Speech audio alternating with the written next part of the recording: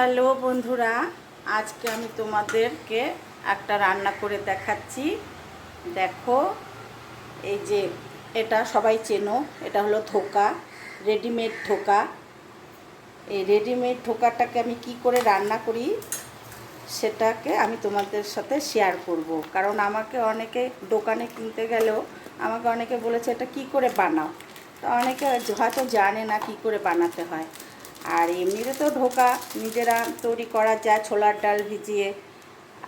এখন তো অত ঝামেলা কেউ করতে চায় না, তাই আমি দেখো রেডিমেড ধোকা তোমাদের সাথে বানিয়ে দেখাবো।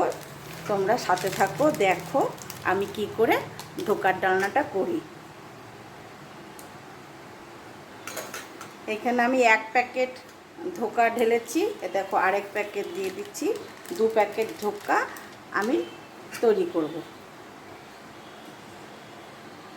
এই দেখো উষ্ণ গরম জল করেছি, উষ্ণ গরম জল দিয়ে এবার আমি ধোকাটাকে খুব ভালো করে ফেটিয়ে নেব।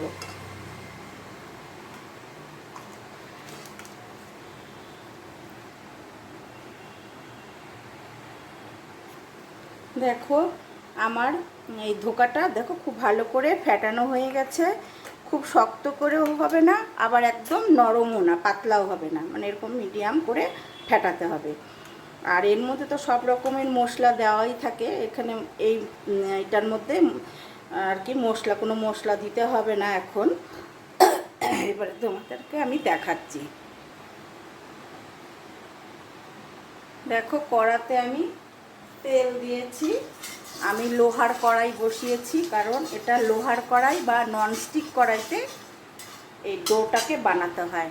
আর সিলভারের কড়াইতে করতে গেলে অনেক সময় নিচে লেগে যায়, সেজন্য আমি লোহার কড়াইটা ইউজ করছি।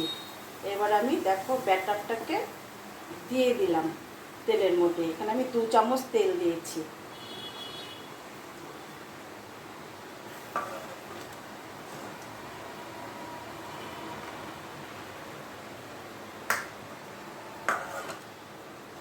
এবার আমি ব্যাটারটাকে ভালো করে একটা ডো তৈরি করে নেব। দেখো এই ডোটা আমার তৈরি হয়ে গেছে। এবারে আমি গ্যাসটা অফ করে দিচ্ছি।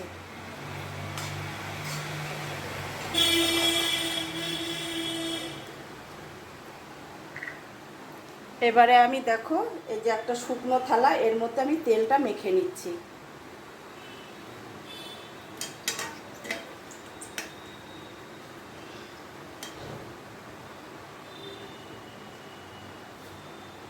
এবার আমি ডোটা এই থালের মধ্যে দিয়ে দেবো।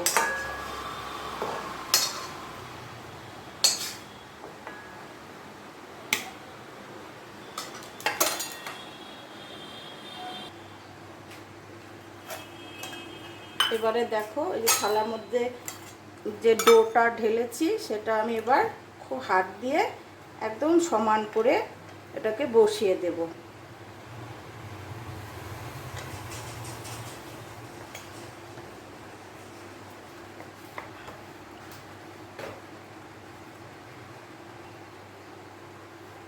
দেখো এবার আমি এই যে ছুরিটা নিয়েছি, এবার আমি আমার সাইজ ইচ্ছে মতন মানে আমি কাটবো।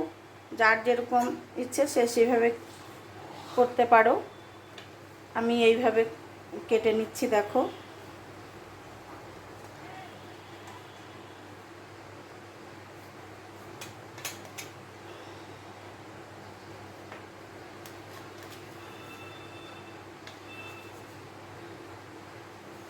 আমি বরফির আকারে কেটে নিলাম, চৌকো করেও কাটা যায়।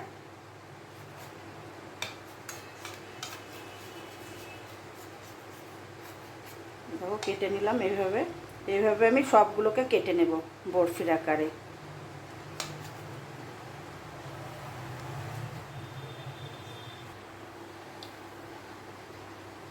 আমি কড়াটা বসিয়েছিলাম, গরম হয়ে গেছে, আমি তেলটা দিয়ে দিচ্ছি। এই যে ধোকার বরফিগুলোকে ভেজে নেব। কাটতে কাটতে আমার ভাজা হয়ে যাবে।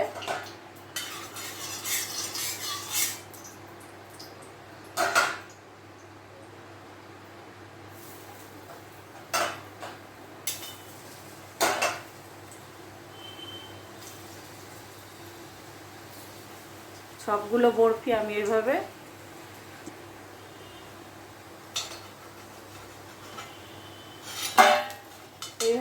লালচে লালচে করে ভাজতে হবে বরফিগুলোকে, ধোকাগুলোকে আর কি।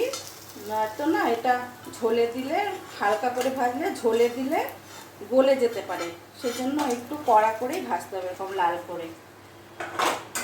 আরও আছে, সেগুলোকে আমি ভেজে নিই।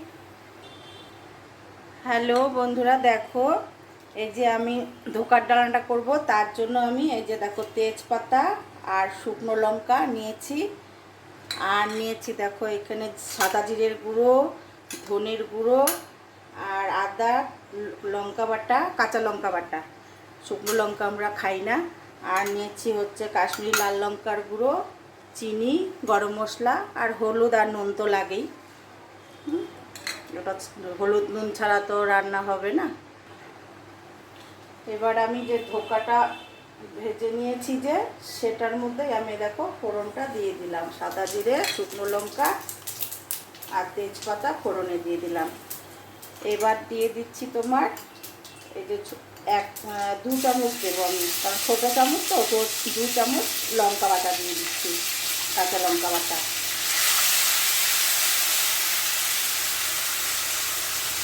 আর দিয়ে দিচ্ছি তোমার ওই 1 চামচ আদা বাটা।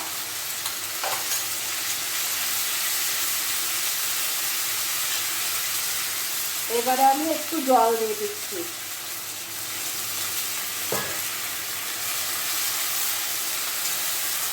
আর এখানে নিয়েছি 1 চামচ সাদা জিরের গুঁড়ো, ওই দিয়ে দিলাম। আর নিয়েছি 1/2 চামচ ধনের গুঁড়ো।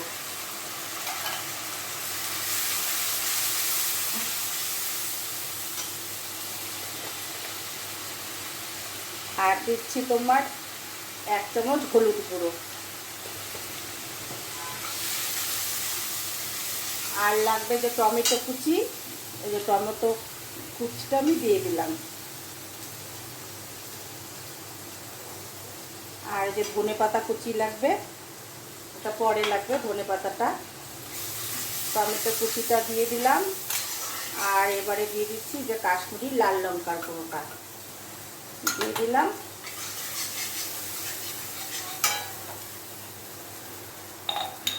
এবার আমি স্বাদ মতো নুন দিয়ে দিচ্ছি। স্বাদ মতো নুন দিয়ে দিচ্ছি। আমি হাত দিয়ে নুন দিই, কারণ হাত ছাড়া আমি বুঝতে পারি না আন্দাজটা, সেজন্য হাতটা ইউজ করি আমি নুনের সময়। এবার আমি মশলাটাকে খুব ভালো করে কষিয়ে নেব।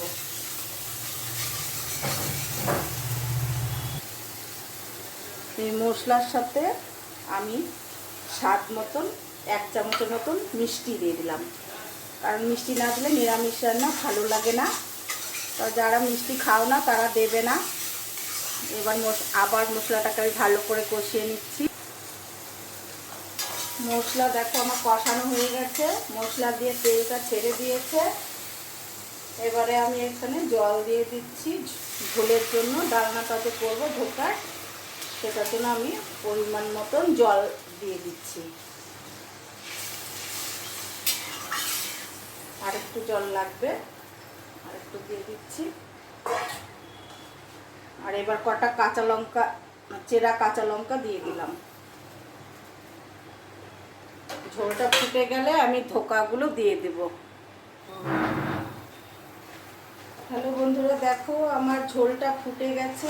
আমি এই যে ধোকাগুলো দিয়ে দিলাম ঝোলের মধ্যে, কারণ ধোকা দিয়ে বেশি ফোটানো যাবে না, কারণ ফুলে যেতে পারে, এর জন্য একটু অল্প করে ফোটাতে হবে।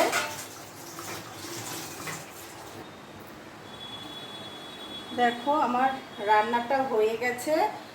আমি তোমাদেরকে এটা দেখানি কেন, আমি না কি করেছিলাম, রান্নাটা করে এই যে থালা দিয়ে ঢেকে রেখেছিলাম, কারণ রসটা যাতে এই ধোকাটার ভেতরে ঢোকে। কিছুক্ষণ ঢাকা দিয়ে রাখতে হবে রান্নার পরে, তাহলে রসটা পুরোপুরি ঢুকে যায়। এবারে আমি দেখো এই যে গরম মশলার গুঁড়োটা দিয়ে দিচ্ছি। আর দিয়ে দিচ্ছি ধনে পাতা কুচি দিয়ে দিচ্ছি। আমার রান্নাটা এবার পুরোপুরি হয়ে গেছে।